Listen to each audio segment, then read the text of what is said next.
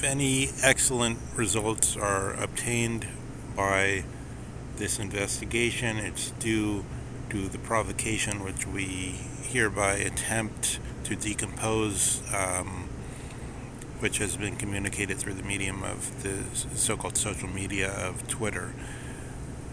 One, the Durkheim issue. I think in the second ethnology lecture by Mr. Dugin, he gives an account of Durkheim. Then I put in sort of parentheses the remark that if we're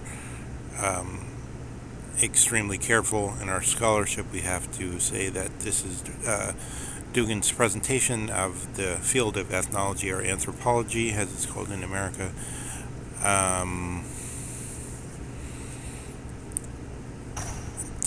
I'm sorely tempted to say, remember, anthropology used to be identified with the Platonic psychology, and that was still so.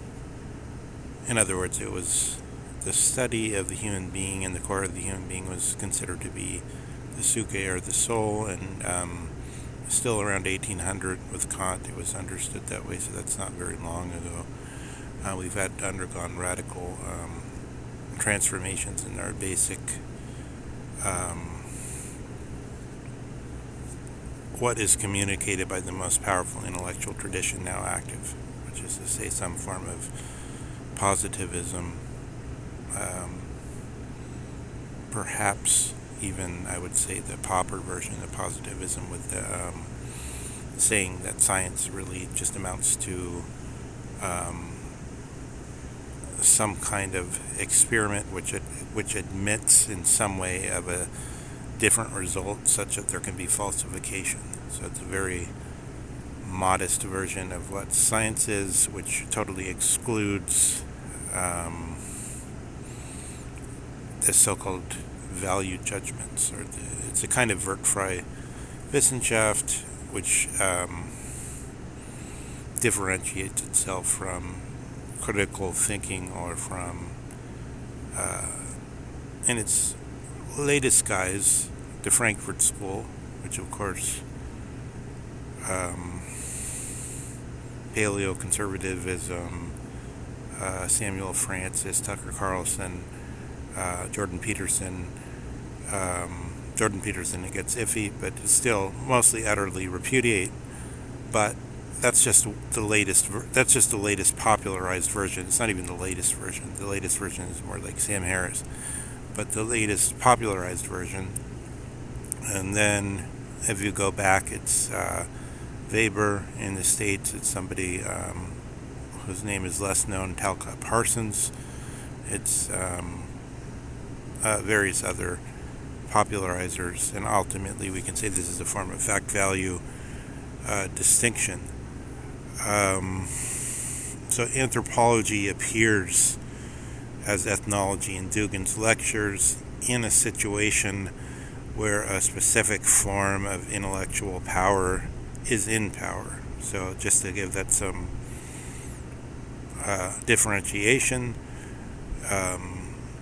around the 4th century, Indian Buddhism came into the Middle Kingdom, took over. That lasted for some hundreds of years. In fact, it took more than 100 years before it was properly understood and really came to power. And then there was a reassertion of Chinese traditionalism in the form of the Confucian literati scholar examination system of that's a long question of how actually effective that system was, but in any case it was it brought the Confucian system back into the center as the intellectual power of the time. That's what you appealed to. So in the same way we appeal to this universalizing notion of experiment as falsifiable, and in the background of that, the vestigial, as it were, but not really vestigial because it's still active, metaphysical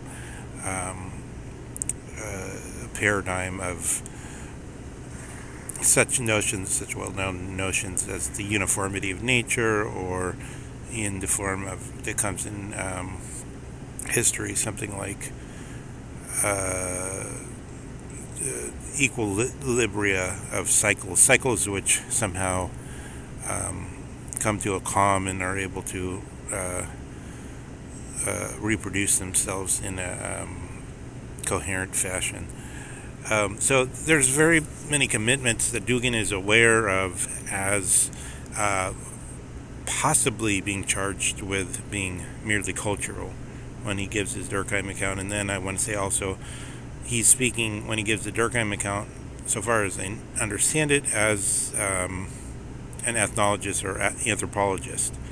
He's not speaking, therefore, simpliciter or full stop as Alexander Dugin giving his own views. He's speaking as, this Kantian distinction between somebody giving private or public views. He's speaking only on one side of this in these lectures. So there's that. Now, with regard to this question of whether this view is weaponized, the first thing that strikes me there is we already have, possibly I'm wrong, but it sounds to me, and there's an undertone here, like this is something bad, that Dugin's doing a dirty trick or something.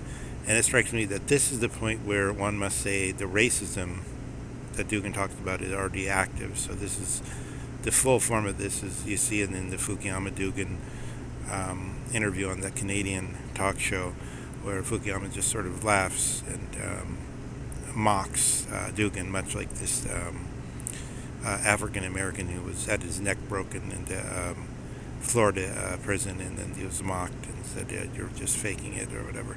So the first part is, if we don't take Dugin as sincere, then all kinds of things follow, like he's manipulating the philosophic tradition, trying to produce things which confuse people just for the sake of it. But if we take him as sincere, then we have a different task before us to understand. So those are questions of our initial approach. The question is brought by somebody who, so far as I understand it, purports to be Hegelian. So I think this is a big... this can serve in a précis form, in a short form, to distinguish people like Zizek. So far as Zizek is kind of the state philosopher. Zizek says according to Zizek's own view, the state philosopher is still Habermas. Habermas came out with a strikingly piercing examination of the German and the French spirit. The German and the French are basically, according to people like Emanuel Wallerstein, they need the Russians because they know the sale of oil, but not just that, but I think in general they have a dependence on Russia, which is then cloaked by the fact that they, for diplomatic reasons, want to appear to be going along with the UK and America and everything. In any case, that position can be found in Emanuel Wallerstein. And I think it accords to what's fairly visible. So Habermas says, from within this situation where especially the Germans have presented themselves as total pacifists, and I think it comes out in these studies, like you get these statistics. Of course, statistics are always bastardized datum in some way. Lies in statistics, Mark Twain said. But nonetheless, it seems to accord, if you exercise then judgment on top of the statistics, there seems to be something to it. Basically, it's like 99% of Germans say they're not willing to fight for Germany because they have some kind of imaginary community view, and they don't, and plus they don't really believe that the war would be necessary, and et cetera, et cetera. I exaggerate. That's hyperbolic. I think it's more like 85%, something like that. But then if you look at Russia, you look at other countries, you'll find it's much higher than 50%, 60%, 70% are willing to fight for their country. So that's datum, which Mr. Fukuyama, I think, doesn't properly give us a cogent explanation of it so far as we go into cultural issues. But let's look at Zizek simply as the problem which Wallerstein is raising as the avatars of Eurocentrism. So from Europe we get Hegel. Zizek's a Hegelian, self-proclaimed Hegelian. Maybe he's not only simply a Hegelian, but he's also other things. Kantian Hegelian, German idealist in a larger sense. Hegel, Schelling, we have other people. Atheist, Lacanian, Freudian, etc., etc. But in some way he's a Hegelian, and he seems to be committed to some form of universalism. So we regard universalism not only in terms of the universal statements of human rights, but also in terms of this underlying notion of scientific theory of universals, so that there can be a universal law of gravity, universal law of motion. Gravity, motion, they're basically the same thing. And there can be other universal laws which Auguste Comte, who's sometimes called the first sociologist, you have this full spectrum between physics and history, which are supposed to cover all the physics, biology, physics, chemistry, biology, psychology, history. It's supposed to be, we would produce some kind of not schoolmen in the medieval universities or Catholic, but instead some kind of figure comparable to that, which would cover which will cover both what we're now calling values and what we're calling facts, understand the full, holistically, how these things should be understood. But since we have no figure like that, my answer here is, if you look at Hegel is simply a crackpot, because he's simply claiming that, one, he's against all the claims of Christianity, which say, Paul says there's something called unapproachable light. Luther says in his 30th thesis that Luther thinks Christ has commanded us to be repentant, and that's the essence of Christianity. He says we can't know in his 30th thesis whether we are genuinely contrite or repentant. There's something outside which we can't grab. So then Kant absolutely confirms this thesis. He says we can't. He attempts, and he tragically fails to get to the noumena from the phenomena in his scheme. And then, so in other words, basically this is an admission that except the categorical imperative is somehow given an exemption and just taken on faith, we can't prove merely through reasoning with ourselves that we know the absolute truth. And then Hegel simply ignores Kant's finding, doesn't ignore it, but he simply says, okay, so Kant failed, but the answer is that we don't have to demonstrate it in speech because it's already happened through the historical process. It's simply fallen from the sky, this claim. And then if you read Hegel, what his argument is one, he says, oh, well, in the scriptures say we must know God, so therefore it's already a Hebrew argument, and we must take that seriously as Christians. But this is, of course, Hegel's not really a Christian, and also this is kind of an argument some of the schoolmen made, which was never taken too seriously. Thomas even thought that rational discussion in the Summa Theologica, he opens by saying, why do we need something more than rational discussion? So he takes for granted that rational discussion is the base that he's starting with, and then he says, why do we need something more? Why do we need theology? Dugin's position, strangely enough, is more like Aquinas' position, I would say, because Aquinas says we can sort of know this, what Paul called the unapproachable light again, through certain things being good. We can sort of kind of know it. So Dugin says in the same way, Rene Guénon's traditionalism says everything's an illusion, but still you can kind of know some things are a little better than other things. There's a little bit gets through. Whereas Hegel's position then goes on to, in the book on the philosophy of history, at least in the German text, I don't know if it's all been translated even to this day, but in the German text, what it says is that Hegel appeals to Aristotle to say that God is not envious. So God doesn't care that somebody else has absolute knowledge. That's one of Hegel's arguments. At the same time, he says, basically, we need nothing more than the reasoning.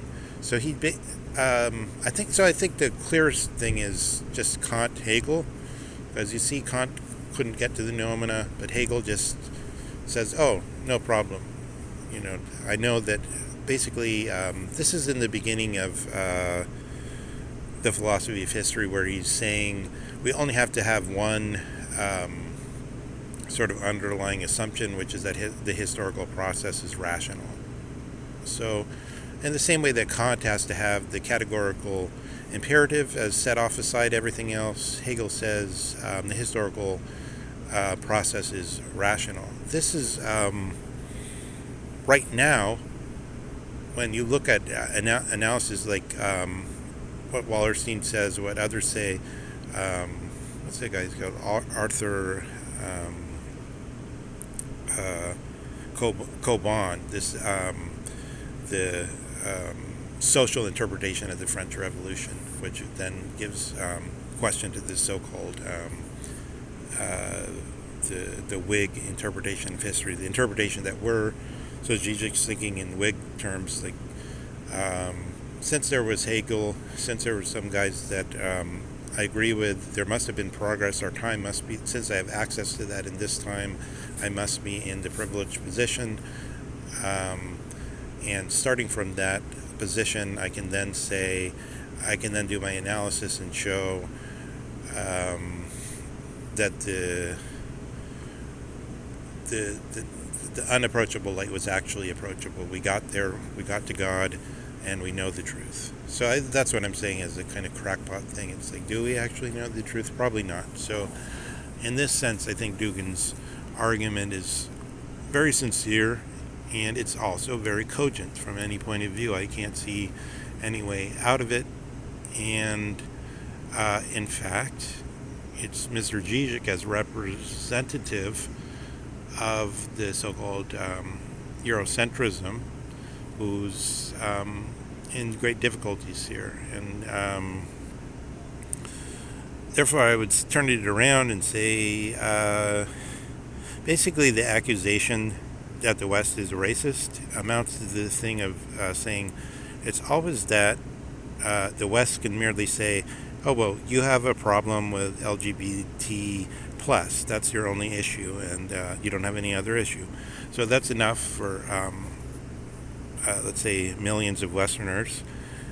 But what if you do this thing where you activate philosophic charity, and then you say, well, maybe the other side is actually speaking sincerely, and we have to grapple with that. So in this sense, even as a Westerner, in a certain way, I'm not a Westerner, because I would admit that the Western position is too, it lacks cogency. The whole, so many people who have a problem with scientism or with some form of, in the crudest sense, Dawkins, somebody like that, having the last word. If you take yourself seriously, then you see that this is part of the very treacherous situation of basically Mr. Biden and Mr. Zizek, given this vast disparity of the sophistication and depth of their knowledge, of how informed they are, how thorough they are, etc., nonetheless shared this captivation in the sense that we have reached an unapproachable light. Is that true? So that's, I think, one question which we could break the case wide open in this Perry Mason terms that Leo Strauss used the term, so far as we want to make some attempt to take Mr. Dugin's position not just as manipulation, but as sincere and moreover as cogent and heartfelt and sensible view.